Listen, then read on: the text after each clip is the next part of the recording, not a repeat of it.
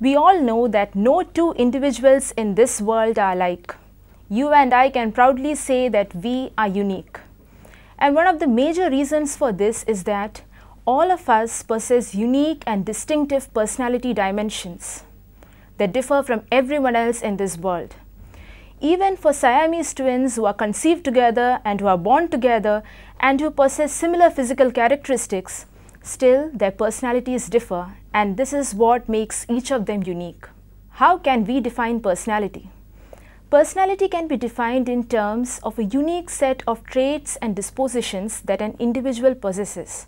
And moreover, these traits and dispositions are durable and consistent, and the individual behaves according to these traits and dispositions across situations. Thus, we know that how an individual reacts to a life situation will depend to a large extent on what kind of personality variables he possesses. Now, let us extend this to the field of stress. Hence, how an individual behaves in a stressful situation will also naturally depend upon what kind of personality variables he has. Now, let me tell you something interesting. One of the earliest personality psychologists was Gordon Allport. In the year 1961, he did something which was mammoth and really remarkable. He put forward a list of nearly 4,600 trait names to refer to different personality traits. Almost 5 years later, in 1966, Raymond Cattell reduced these trait names. How did he do it? He saw the amount of correlations between these 4,600 names and saw which names were repetitive and similar to each other. And on the basis of those similarities, he cut down the similar ones and brought down the list drastically, that is from 4,600 to merely 16. Again, almost 27 years later, Costa and McRae put forward another major theory of personality. What they did was to reduce this list of 16, which Cattell had proposed, into merely 5 major dimensions of personality. And this formed the basis for the big 5-factor model of personality, which is extremely accepted and extremely popular today. And people as well as researchers believe that any individual's personality can actually be measured on the basis of these 5 factors, that is extraversion, conscientiousness, neuroticism, and openness to experience, as also agreeableness.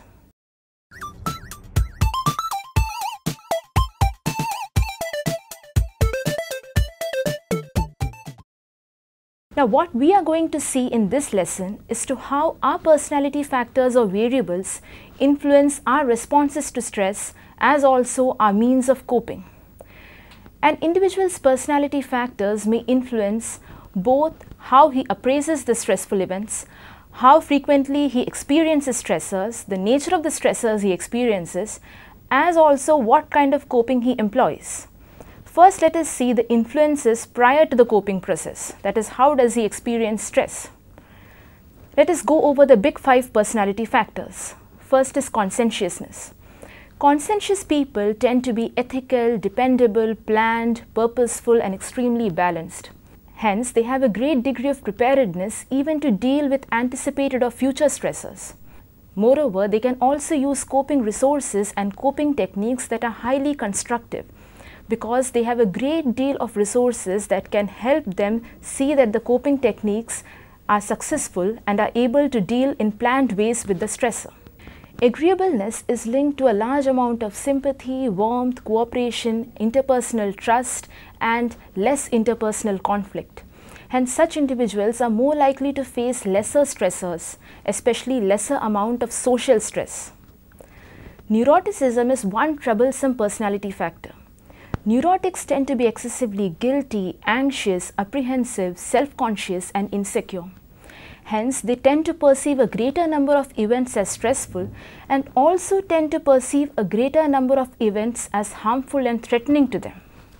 Now, the characteristic of extraversion involves a lot of talkativeness, energy, sociability, high-spiritedness, and affection, whereas openness to experience consists of a lot of courage and daring, a non-conformity to the usual patterns. That is, such people are ingenuous, they are creative, and they generally tend to have out-of-the-box ideas. Now, these two characteristics, that is extraversion and openness to experience, put forward that persons having such characteristics are lesser likely to see a stressful experience as harmful. In fact, they may see it as stimulating, motivating, and as a challenge rather than as a threat. Thus, predictably, research evidence shows that people who have high levels of neuroticism, that is high levels of anxiety and insecurity, and low levels of a mature and balanced personality variable such as conscientiousness, tend to be extensively vulnerable to stress. On the other hand, people having lower levels of neuroticism and higher levels of variables such as conscientiousness and extraversion tend to have lower levels of stress.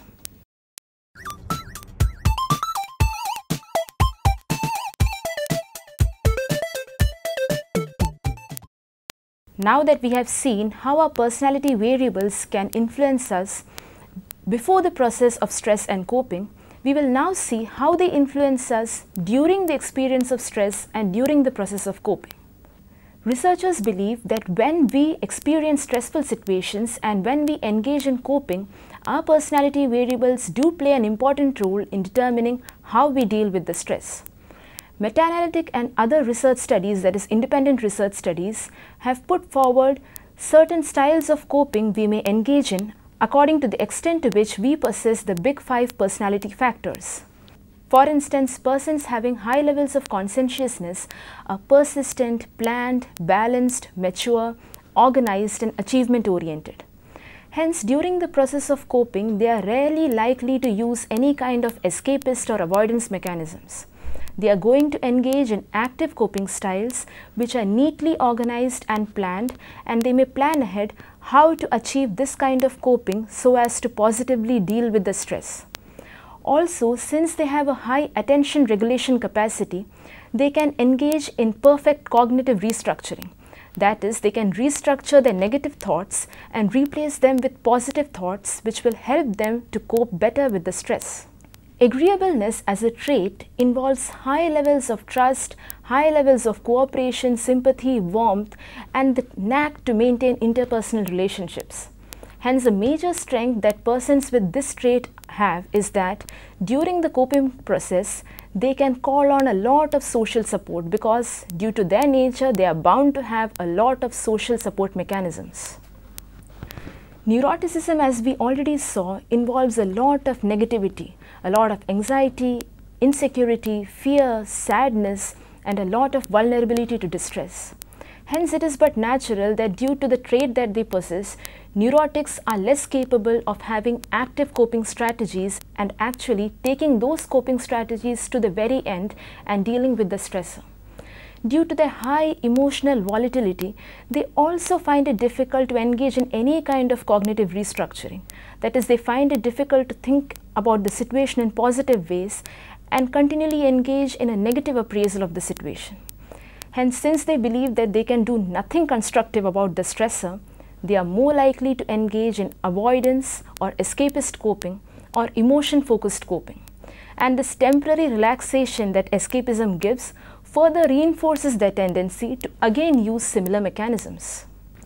Extraversion as a trait, as we already discussed, includes a large amount of talkativeness, aggressiveness, sociability, a large amount of a very determined nature, and a lot of positive emotions. Hence, extroverted people are best suited to garner a lot of social support. They can actually have better ideas, they can put these ideas into practice and are very determined to see that these ideas succeed and they cope with the stressor. The openness to experience is in fact a very beautiful and enigmatic trait of personality. These people are imaginative, they are creative, they have a lot of ingenuity, they think of out-of-the-box ideas, and hence they are better suited to have a number of new ideas and new alternative ways of coping to a stressful situation. Moreover, they are extremely flexible and hence can deal with the demands of the stressor in many ways. However, although this is the positive aspect of the openness to experience, the imaginative tendencies and creativity that these people have can also go in a very wrong direction. For instance, they can also engage in forms of wishful thinking and can live in an imaginary world, which in other words would mean an avoidance or an escape from the situation. Meta-analysis of the available studies suggests that the relationship between personality and coping may actually be moderate. Let me explain to you what a meta-analysis is for those of you who have doubts. Meta-analysis is in fact a review of reviews. It is a study which reviews all the existing literature and brings forward conclusions and premises on the basis of this review.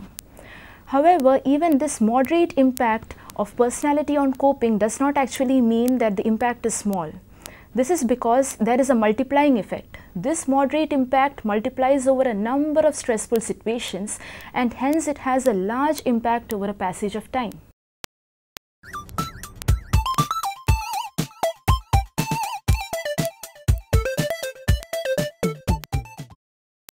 Now that we have dealt with the big 5 personality factors, we'll go over to certain other independent personality factors. One is optimism or pessimism. We all know that optimists are people who expect good even out of the most dreary or disadvantageous of situations. They always expect good outcomes, and hence they believe that they can act in situations and produce good outcomes. And hence in stressful situations, they are more likely to look at the positive aspect of things and actively deal with the stressor, engagement or active coping. Pessimists, on the other hand, continually look at the negative side of things. However good the things may be, they will always be sure to point out certain negativities or drawbacks. And they believe that they have little control over the situation because anyway it's going to be negative. And hence they are more likely to engage in escapist or avoidance or disengagement coping. Another personality variable affecting coping is the locus of control. Julian Rotter believed that people differ in the extent to which they believe that they can actually exercise control over their environment. People having a high internal locus of control believe that they can act in ways which will modify the environment so as to benefit them. Hence, they are more likely to engage in active and engagement style coping strategies.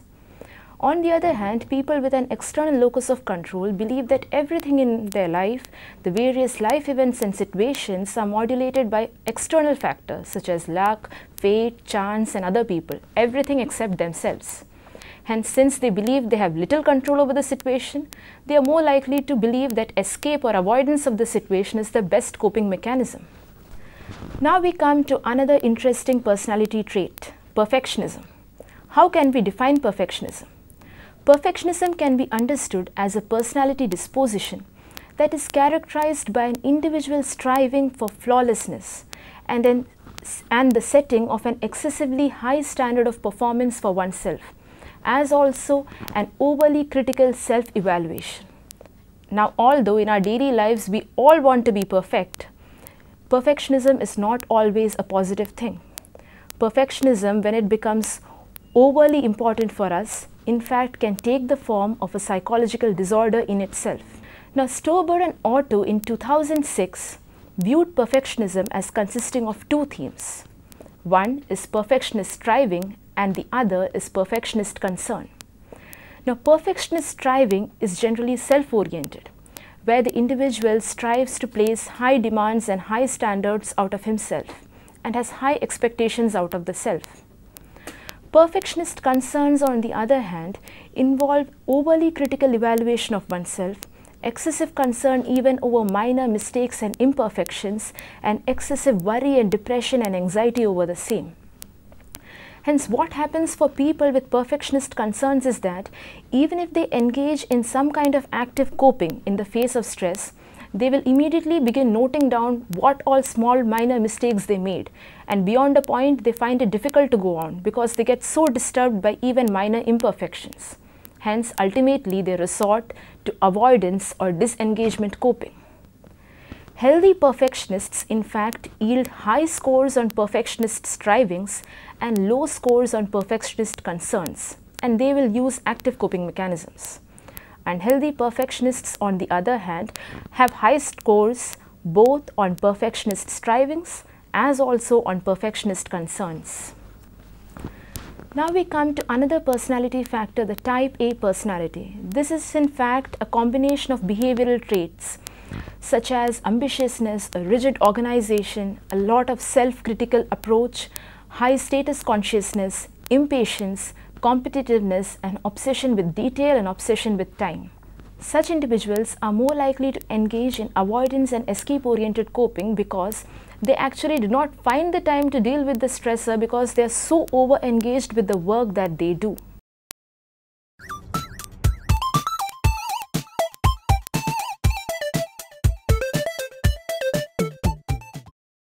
Now we'll go over some of the factors that moderate the relationship between personality and coping. The first such factor is age.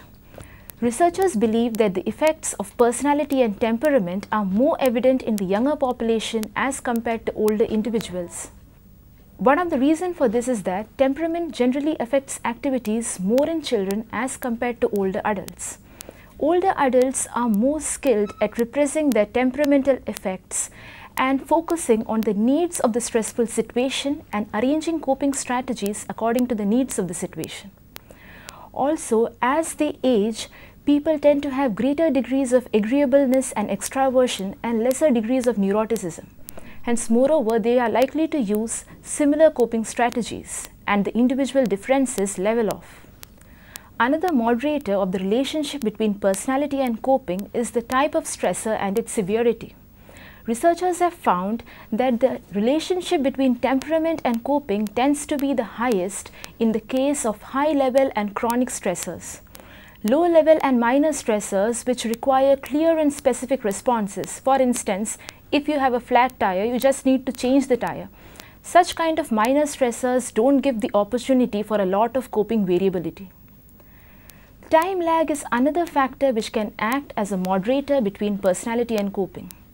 People's daily reports of the kind of stressors they are experiencing and what kind of coping they are engaging in are likely to be more accurate as compared to retrospective reports. When people talk about how they are coping in the past, there are likely to be a lot of errors. For instance, memory errors, self-presentation biases, and in most cases, people are more likely to talk of those strategies which worked well for them and which are similar to their own personality patterns.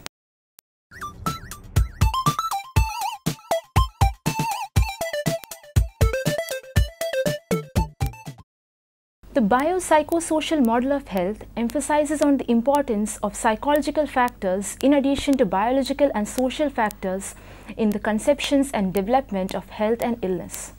The presence of such a psychological moderator for health and illness automatically led scientists to think about whether certain personality patterns existed which were more prone to disease, that is, the existence of a disease-prone personality. Although the concept of personality being linked to disease has been far researched and is an old concept, existing research bases itself on the kind of research that was put forward by Friedman and Rosenman in the 1950s.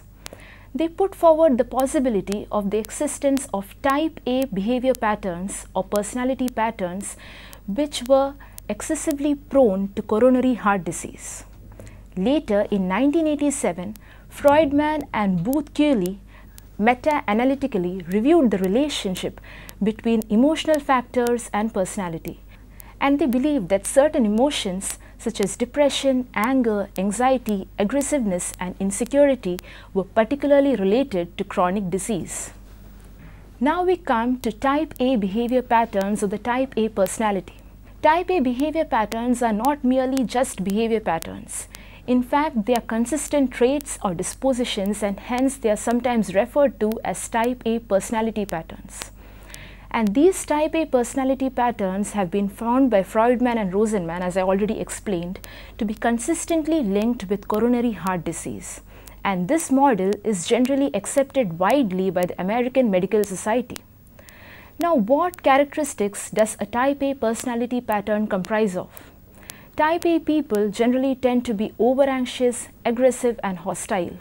They have an excessive time sensibility. They want everything to be done in time. They are extremely strict and work alcoholics. They are impatient and restless and want everything to be perfect. And these very characteristics, especially the characteristic of hostility which they possess, is consistently linked with a range of cardiovascular diseases, especially coronary heart disease.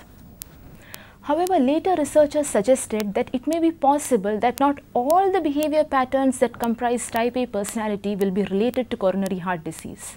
There may be certain particular behavior patterns, for instance, a high degree of hostility, a high degree of anger, or a high degree of anxiety that are related to this kind of heart disease. On the other hand, there are some kind of positive aspects of type A personality. For instance, a lot of expressiveness, sociability and animation, which may actually work in their favor. Now we come to another personality pattern, or the type C personality. Just as the type A personality is the coronary heart disease personality, type C personality is the cancer personality. But we have a gap in between, that is the type B personality. Now, type B personality is characterized by moderate ambitions, a lot of support, sympathy, warmth and interpersonal relationship, and hence they do not have any kind of particular relationship to disease. On the other hand, type C personality was put forward by clinical psychologists such as Leshan and Worthington in 1956. According to them, people who are diagnosed with cancer generally tend to possess certain behavior traits which are different from those who do not possess cancer. Now, what are these traits? First, they tend to suppress emotions, and they have an extreme inability to express emotions, especially hostile emotions. Secondly, they have a lot of unresolved tension, especially with parental figures such as parents or caregivers. Thirdly, they also suffer from a lot of sexual disturbance. Hence, researchers believe that people who are predisposed to cancer generally have personality traits characterized by an extreme suppression of emotions, especially hostile emotions, an avoidance of conflict, and a tendency of over-agreeableness, or a tendency to please others at the cost of one's own peace and satisfaction. However, other research studies put forward a lot of methodological errors in this kind of research related to type C personality. For instance, the psychologists interviewed patients who were already diagnosed with cancer. So it was but natural that they had a lot of anxiety, anger, aggressiveness and insecurity in them. And moreover, it is natural that they tend to suppress the same so that they don't trouble the healthcare professionals and they don't trouble their family members. And automatically, this is what may have brought out characteristics which were quite related to the type C personality. Also, the psychologists who were interviewing knew everything about the patient. They knew that the patient was suffering from cancer. Further, they supported this premise of a type C personality, which would have led to a very subjective evaluation of the information given by the patients. Now we come to a last personality pattern, a newly developed pattern, the type D personality or the distressed personality. This is the personality which has a lot of anxiety, restlessness, gloom, sadness and depression, a lot of social inhibition, a lot of social withdrawal. Hence, it is but natural that they do not share it with others too, because they believe that if they share it with others, others will not like them. Type D personality can be assessed by means of the Type D scale or the DS-14. It is a 14-item questionnaire and deals with a number of factors that are related to the Type D personality. Evidence also suggests that just like Type A personality patterns, Type D personality is closely linked with cardiovascular disease, as also with sudden death and a high level of mortality due to cardiac arrests.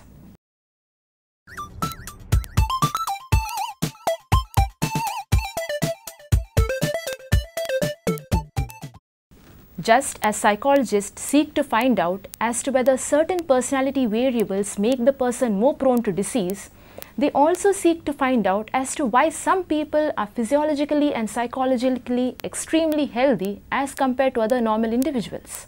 What is the reason behind this? This is especially a field of research which existential personality psychologists are interested in, because they believe in the idea of an individual who is productive, who is vital and who can control his or her life.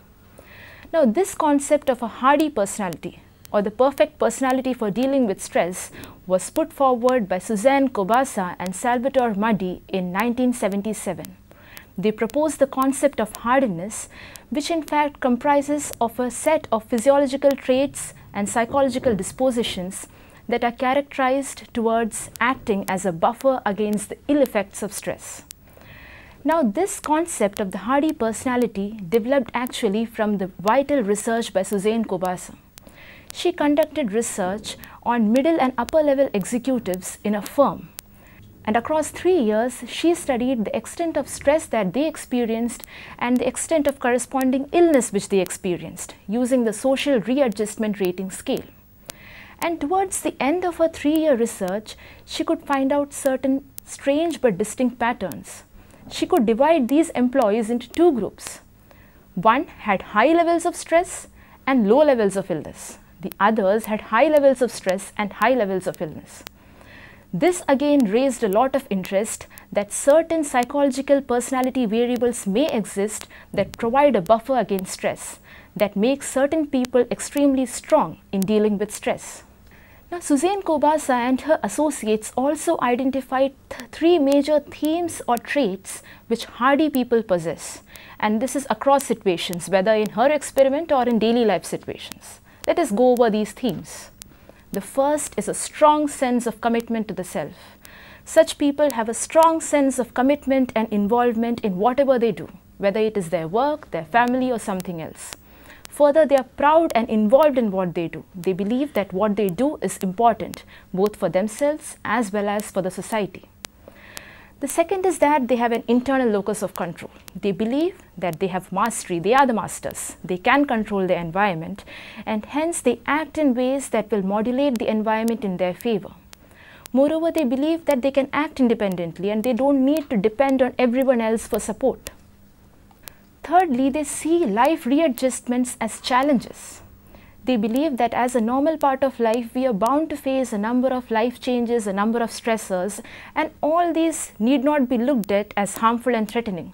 You can also see them as a challenge, something that is stimulating and motivating, and something which will give you an opportunity for growth.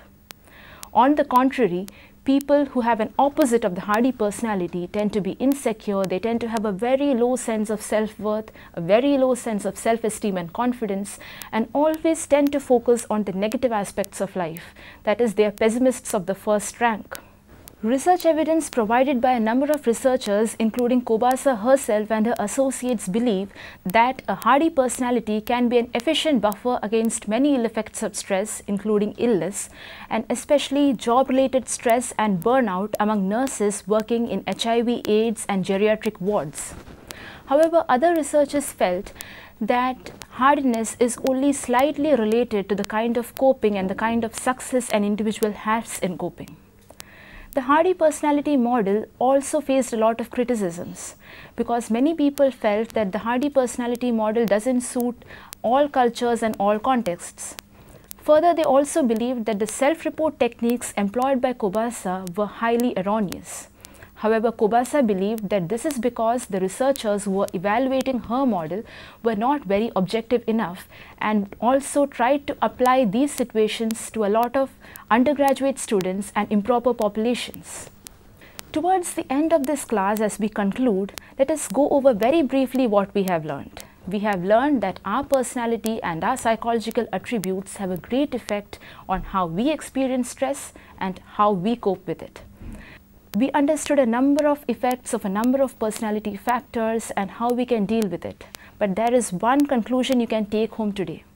Whenever you have a stressful situation, however bad it may be, it is always important to be an optimist.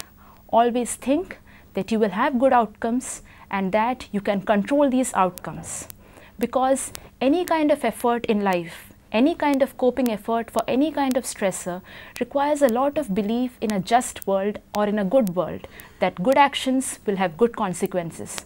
Believe in that, and most of the stressors will put forward such situations that they are no longer harmful or threatening, but rather they are challenging and stimulating for you.